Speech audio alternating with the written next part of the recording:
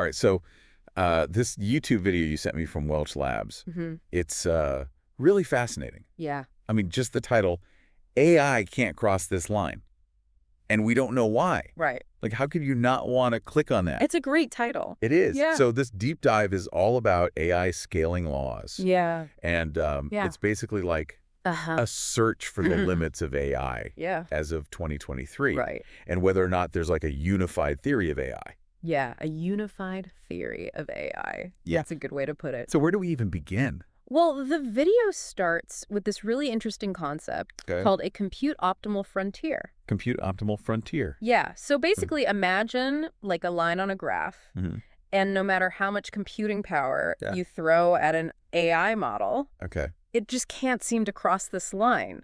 Interesting. It's like there's this invisible barrier. Yeah, that's a great visual. Yeah. It makes you wonder, like, is this some kind of fundamental limit? Like, is this like a law of AI physics? That's the big question. And what makes it even more puzzling is that it seems to apply to like any AI model you can think of. So it's no matter what the algorithm is or like the architecture. So it's not like we're just hitting a wall because of the way we're currently building AI. It seems to be something deeper than that. Okay, that's fascinating. Yeah, so to illustrate this, they go into some specific examples, especially with language models. Okay, let's talk language models. Yeah, so they talk about this research from OpenAI back in 2020, where they were looking at the relationship between a model's performance, the amount of compute power you use, the size of the data set it learns from, and the size of the model itself. Okay, so they were like, let's see how these different pieces fit together. Exactly. Okay. And they found some really clear relationships. Oh, wow. It was almost like a formula for AI. Formula for AI. And they were able to predict the performance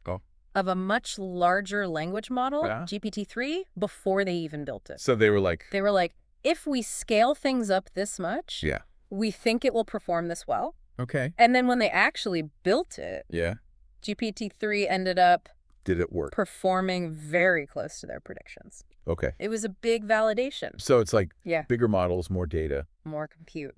More computing power equals better performance. Yeah. That's the basic idea. Sounds like we've cracked the code. So why can't we cross that line? Yeah, why can't they cross the frontier? That's the million-dollar question. That's the million-dollar question. And so they explore a couple of possible explanations for this. Okay. One has to do with the nature of language itself. Okay. How can the nature of language? Well, they argue that language models can't ever achieve perfect performance. Okay. Zero error. Yeah. Even in theory.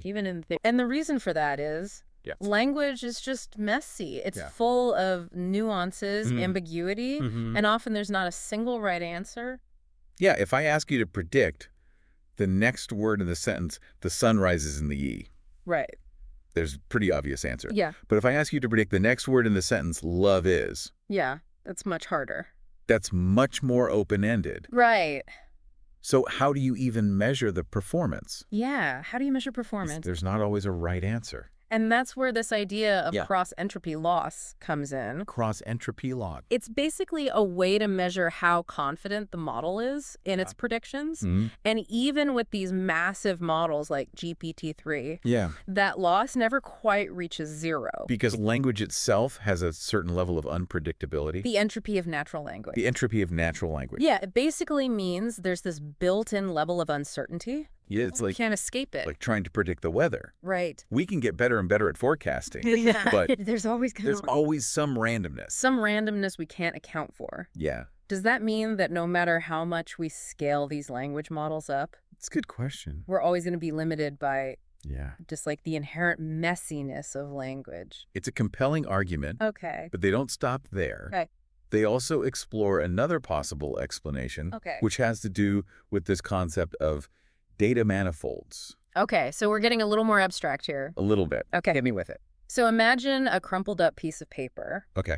So that paper, with all its wrinkles and folds, represents all this complex data. Okay. But if you were to unfold it and flatten it out, you would see a simpler two-dimensional representation of that same information. Okay, I'm picturing it. So how does a crumpled piece of paper relate to AI? Well, that flattened sheet is kind of like a manifold. Okay, a manifold. So a more dimensional representation of high-dimensional data. Okay. And neural networks are really good at kind of mapping data onto these manifolds. So they're figuring out how to uncrumple the complex data. Yeah, and represent it in a simpler, more organized way. Got it.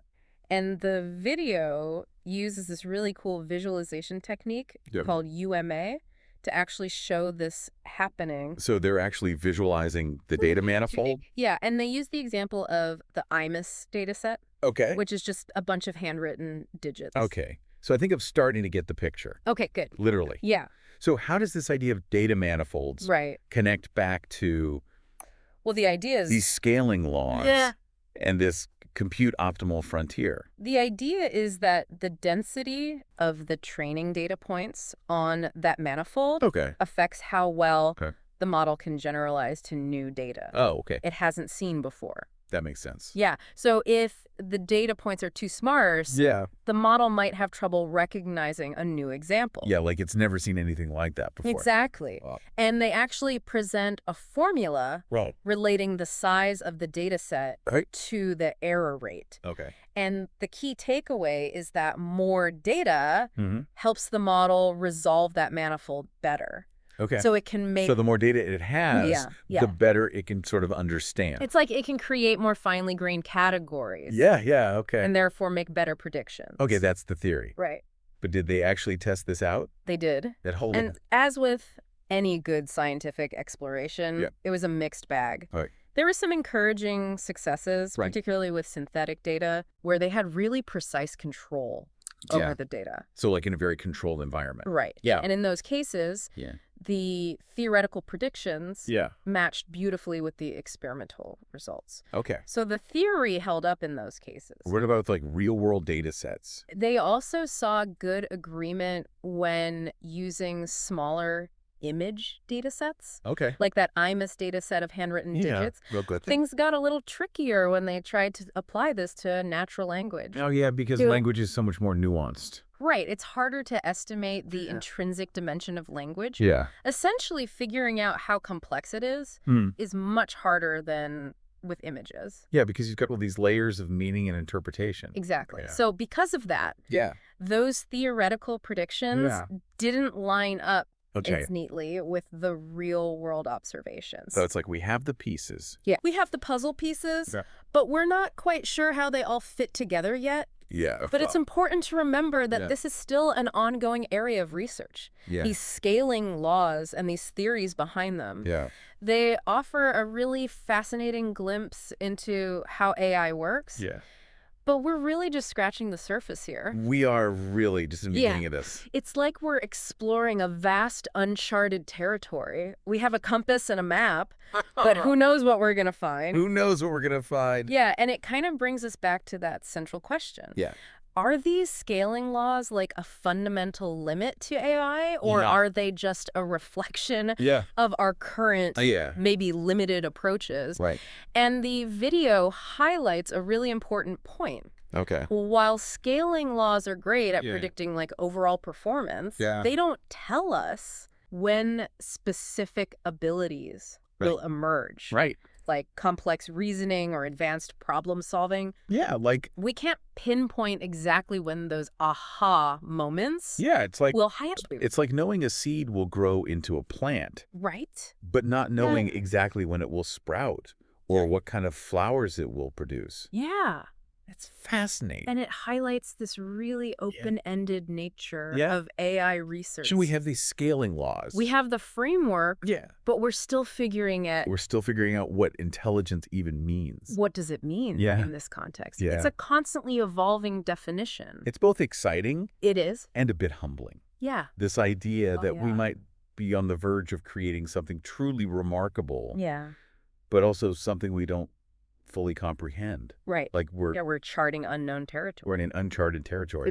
So it really begs the question, like, what are the implications of all this? Right. What happens if we keep pushing the boundaries? If we keep scaling up? Yeah. What are the potential? The consequences. Consequences, good or bad? Both good and bad. Yeah. That's a critical question. It is. Yeah. So where does this leave us? Well, like, what are some of the key takeaways you think are most important? For me, I think one of the most mind-boggling things is just the predictability of these scaling laws. Yeah. It's crazy. Across such a vast range of scales. Tiny models to massive. Like tiny models. Multi-million-dollar behemoths like GPT-4. Yeah. These relatively simple relationships hold true. But yeah, it's like there's an underlying order. An underlying order to AI that we're just starting to understand. Yeah, so if scaling alone isn't enough to reach these higher levels of intelligence, what other avenues of research should we be exploring? That's a great question. Yeah. And there are a lot of people working on this, exploring new model architectures, incorporating different types of learning. Okay. Maybe we need to move beyond just feeding models more data. Yeah. Maybe we need to figure out how to make systems that learn more like humans. Learn more like you. Through interaction, experimentation, exploration. Okay. Or maybe the key is figuring out how to represent knowledge in a way that AI can really grasp and utilize. It's like we have so many tools. We do. But we need to figure out. We're figuring out how to use in the right way. Yeah. And scaling is important. Yeah. But it's not the whole story. It's not the whole story. We need to keep pushing. It's just one piece of the puzzle. We need to keep pushing the boundaries of our understanding if we really want to unlock AI's true potential. I couldn't agree more. It's so interesting. It is. I mean, it really... Yeah, it makes you think. It makes you think. About a lot of things. Yeah, so what's like the final thought you would leave with our listener today? Well, you know... What's this? Even if these scaling laws hold true, even if we can keep building bigger and bigger models, we have to remember that AI is a tool. It's a tool. It's a tool with incredible potential. It is. But like any tool can be used for good or for ill. It can be used for good or for ill. Right. It's such a powerful reminder it is. that we need to be thoughtful and intentional. That's right. About how we develop and deploy these technologies. These are powerful technologies. Yeah, we have a responsibility to shape the future of AI in a way that benefits all of humanity.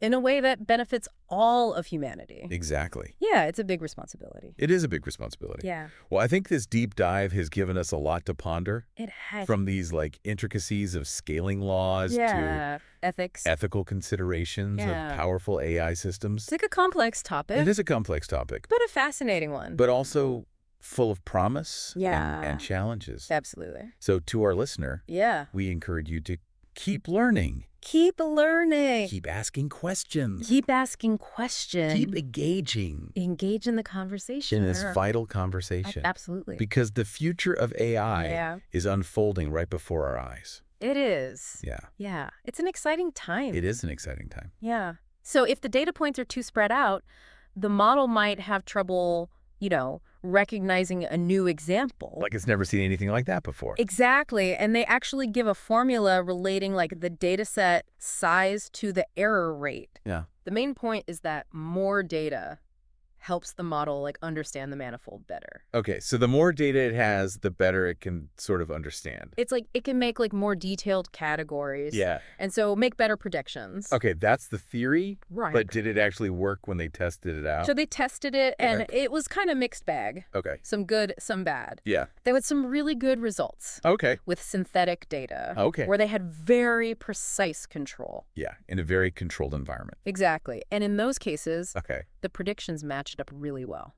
Okay, so the theory worked in those cases. Right. But with real-world data sets, they also saw good results when using smaller image data sets. Okay. Like that IMUS one we talked about with the handwritten digits. Okay. But it was harder when they tried to do this with natural language. Oh, yeah, because language is so much more nuanced. Exactly. It's more difficult to figure out like how complex language is than it is with images. Yeah, because you've got layers of meaning and interpretation and all this bit. And so it was hard to get the predictions to line up with what they actually saw. So it's like, we've got the pieces. We have all the pieces. But we're not quite sure how they fit together. but we don't know how they fit together yet. Okay. And it's important to remember this is all very new research. Yeah. These scaling laws and the theories are really cool, and they give us a glimpse into how AI works. Yeah. But we're only at the very beginning here. Yeah, we're really at It's like we're explorers. the beginning of this. In a huge new land. Yes. We have like a compass and a map.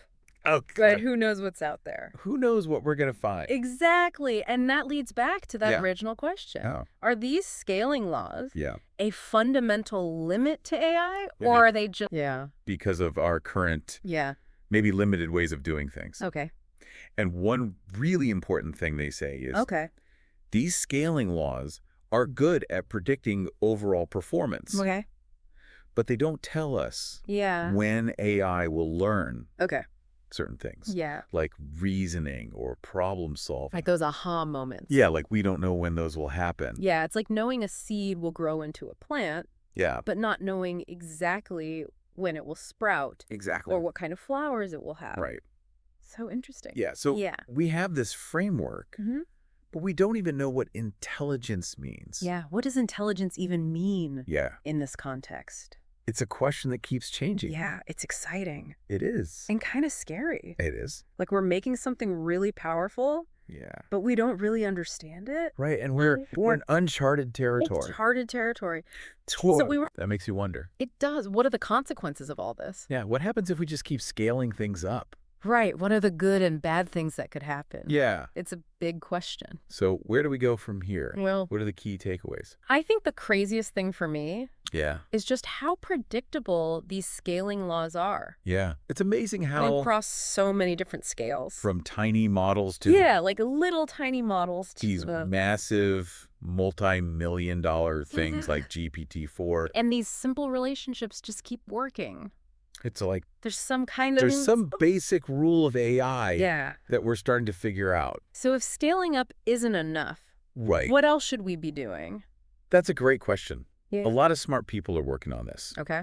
Like looking at new architectures. Okay. New ways of learning. Okay. Maybe instead of just giving them more data, we need to make them learn more like humans do. Learn more like humans? You know, like by interacting and experimenting and exploring. Okay, so it's like... Yeah, or maybe we just need to figure out how to explain things to them better. Yeah, so that they can actually use the knowledge. It's like we have all the tools. We do. But we don't know how to use them properly. And scaling up is important. Yeah. But it's not the whole story. It's just one piece of the puzzle. It is one piece. And we need to keep... Yeah, we have to keep learning. Pushing the boundaries of our understanding. If we really want to see what AI can do. I agree. It's all so interesting. It is really interesting. It makes you think. It makes you think. About a lot of things. So what's like the one thing you want our listener to take away from this? What's the one thing?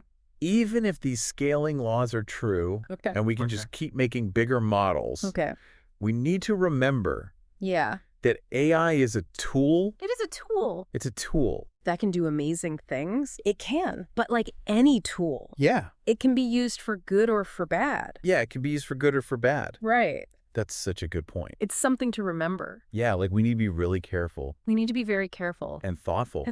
About how we use this. About how we develop it. Yeah, these technologies. And they're powerful. Yeah, it's our responsibility. It is. To make sure. The future. Yeah, the future of AI. Is a good one. Benefits everyone. Benefits everyone. Yeah, that's a big responsibility. It is a big responsibility. Yeah, it really does make you think about the bigger picture, you know? It does. And I know from your notes that you're really interested in the practical applications of all this. Yeah, I mean...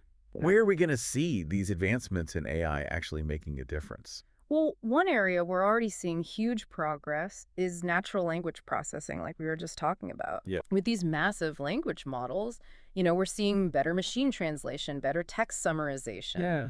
Even content creation, like AI writing. It's crazy to think that AI can write like human quality text now. It is. Like they can generate different creative text formats and translate languages so accurately. Yeah, it's pretty amazing. What other fields are we going to see this in? Another one that's really exciting is using AI for scientific discovery. Okay. Like scientists are using AI to analyze these massive data sets, Yeah. find patterns, even come up with hypotheses. Wow, so AI is like helping us make scientific breakthroughs. Yeah, exactly. It could really speed things up. In fields like medicine and climate modeling. All sorts of fields. It's like science fiction becoming reality. It kind of is. But are there any downsides? Yeah, we have to be careful. Like, what should we be worried about?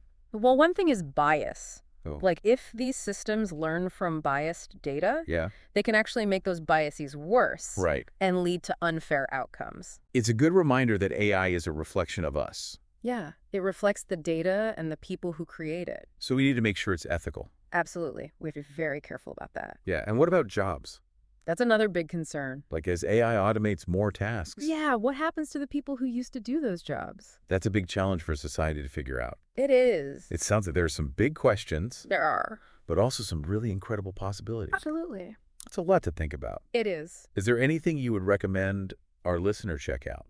Well, the video mentions this website, brilliant.org. Right. They have all these interactive courses. Oh, cool. On science and tech topics like AI. Oh, that's awesome. Yeah, it's a great way to actually learn by doing. I love that. Yeah, it's not just reading, it's actually experimenting. Yeah, that's how you really learn. Exactly. Well, it looks like we're at the end of our deep dive. Yeah. Any final words of wisdom?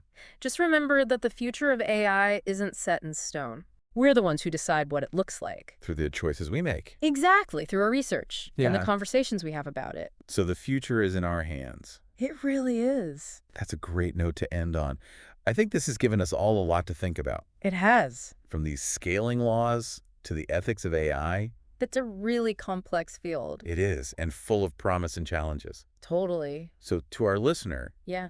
keep learning. Keep learning. Keep asking questions. Yeah, ask those tough questions. And keep talking about it. Because it affects all of us. Because the future of AI is happening right now. It is. It's an exciting time to be alive. It is a very exciting time.